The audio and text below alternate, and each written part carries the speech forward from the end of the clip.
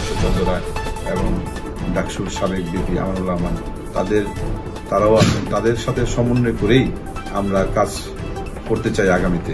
এটা একটা স্মরণীয় মুহূর্ত, আসলে আমাদের জন্য একটা ঐতিহাসিক মুহূর্ত মনে করব যে ছাত্র সমাজ, যেটা আমরা এর আগে আমি বলেছি যে আমাদের নেত্রী, আমাদের দলের নেতা জনাব তারেক রহমান চেষ্টা করেছে সবাইকে জাগ্রত করার জন্য যে কোনো একটা ফেয়ার ইলেকশনের দাবিতে গণতান্ত্রিক অবস্থা, সমস্ত সংবাদপত্র এখানে একটা কন্ট্রোলে আছে, এটার প্রতিবাদ করেছে অনেকবার, বিচারালয় থেকে শুরু করে সবকিছুর প্রতিবাদ করেছে। কিন্তু হয়তো আমরা ছাত্র সমাজকে আগে বুঝাতে পারিনি, কিন্তু পরবর্তীতে তারা যে উপলব্ধি করেছে এবং উপলব্ধি করে যেভাবে তারা আত্মত্যাগের জন্য প্রস্তুত হয়েছে, তারা যেভাবে এটা সক্রিয় হয়েছেন, এটা একটা স্মরণীয় মুহূর্ত সারা পৃথিবীতে। এবং এটা কিন্তু আজকে অন্যান্য দেশেও কিন্তু এটার উদাহরণ হিসেবে দেখছে।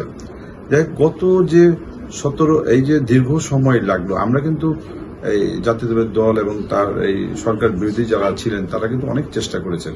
আপনারা জানেন যে বিডিআর হত্যাকাণ্ডের মধ্যে দিয়ে এটা ষড়যন্ত্র শুরু হয়েছে। হেফাজত ইসলাম তারা একটা ভূমিকা রেখেছিল। এর আগে আমাদের নেত্রী দেশনেত্রী বেগম খালেদা জিয়ার আন্দোলন নেত্রী সহ তার নেতৃত্বে অনেকবার আন্দোলন হয়েছে। হয়তো আমরা সেইবার আমরা ব্যর্থ হয়েছি। আমাদের ইলিয়াস আলীর মতো নেতাকে গুম করে তাকে আজকে আমরা পাচ্ছি না।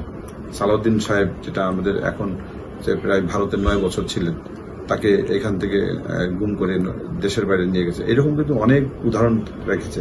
তা আমিও মনে করি যে এটার মূল্যায়ন হচ্ছে যে এই বিগত সরকার আমি এর আগেও একটা ইন্টারভিউতে বলেছিলাম যে একটা পার্টনারশিপ একটা সিস্টেম চালু করেছিল বাংলাদেশে, যেটা বিগত আওয়ামী লীগ, যুবলীগ, ছাত্রলীগ তারা তো সুবিধাভোগী, তার সাথে কিছু সরকারি কর্মচারী, সেখানে পুলিশ বা র্যাব তাদেরকে হয়তো এখানে জয়েন করিয়েছিল, সেখানে কিছু সাংবাদিক তাদেরকে জয়েন করেছিল, সেখানে কিছু বুদ্ধিজীবী, সেখানে কিছু লেখক, এখানে কিছু ফিল্ম স্টার, বিভিন্ন এই শ্রেণীর, মানে আমার ধারণা যে 4-5 লক্ষ লোক এই সুবিধাভোগীর তালিকা ছিল।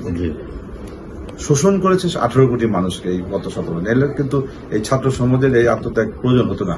এর আগেই কিন্তু যদি সচেতন থাকতো, বা এই যে শেয়ার সিস্টেম করে, যেটা সবচেয়ে দুঃখজনক যে আজকে যে প্রধান বিচারপতি প্রতিবাদের মুখে তাকে পদত্যাগ করতে হলো, লজ্জার ব্যাপার।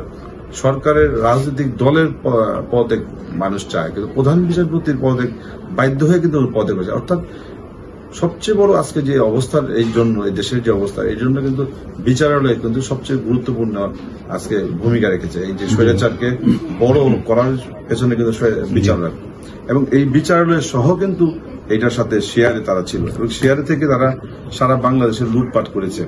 হাজার হাজার কোটি কোটি টাকা, লক্ষ লক্ষ কোটি টাকা কিন্তু বাংলাদেশ থেকে পাচার হয়ে গেছে পৃথিবীর বিভিন্ন জায়গায়।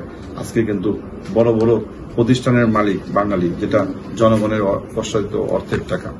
এইভাবে কিন্তু তারা এই একটা গোষ্ঠী তৈরি করেছিল, যেটা ছাত্র সমাজের এই আত্মত্যাগের মধ্যে দিয়ে কিন্তু আমরা এখান থেকে তাদের কাছ থেকে বিজয় ছিনিয়ে আনতে পারিছি বলে আমরা মনে করি। এটা সম্ভব হতো না।